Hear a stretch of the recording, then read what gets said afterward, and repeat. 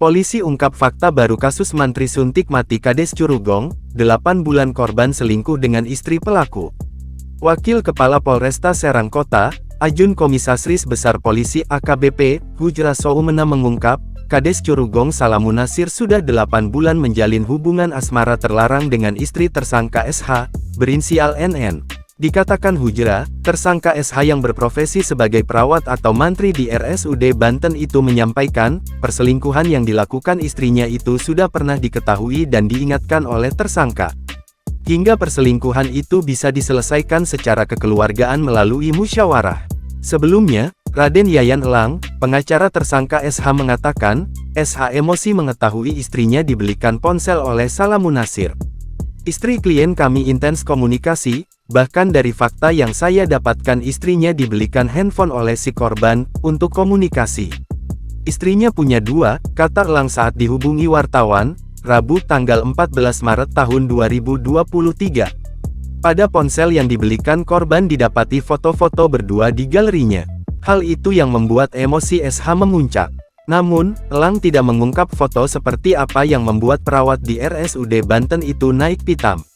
Pengakuan dari klien kami ada beberapa foto di handphone istri bersama dengan korban, terkait foto itu saya tidak bisa mendalam, nanti di persidangan kita akan buka, ujar Elang.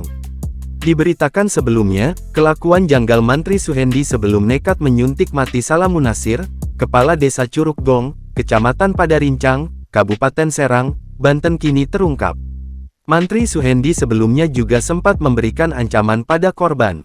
Seperti yang diberitakan, Mantri Suhendi memberikan suntikan maut ke tubuh Kades Salamunasir hingga tewas pada Minggu tanggal 12 Maret tahun 2023 di rumah korban. Akibat suntikan maut Mantri Suhendi itu, Kades Salamunasir langsung pingsan dan dibawa ke puskesmas Padarincang. Lantaran kondisi korban yang tidak sadarkan diri, korban langsung dilarikan ke RSUD Banten, namun nyawanya tidak tertolong. Tak menunggu lama, polisi langsung menangkap Mantri Suhendi hingga akhirnya ditetapkan sebagai tersangka.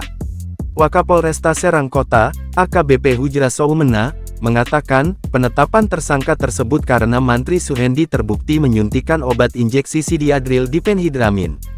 Meski demikian, Hujra belum dapat memastikan penyebab kematian korban, karena masih menunggu hasil autopsi tim forensik.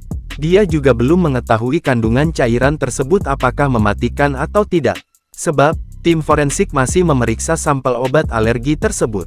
Dalam kasus tersebut, Satreskrim Polresta Serang Kota juga mengamankan sejumlah barang bukti berupa 1 botol cairan sidiadril diphenhidramin, 1 buah jarum suntik.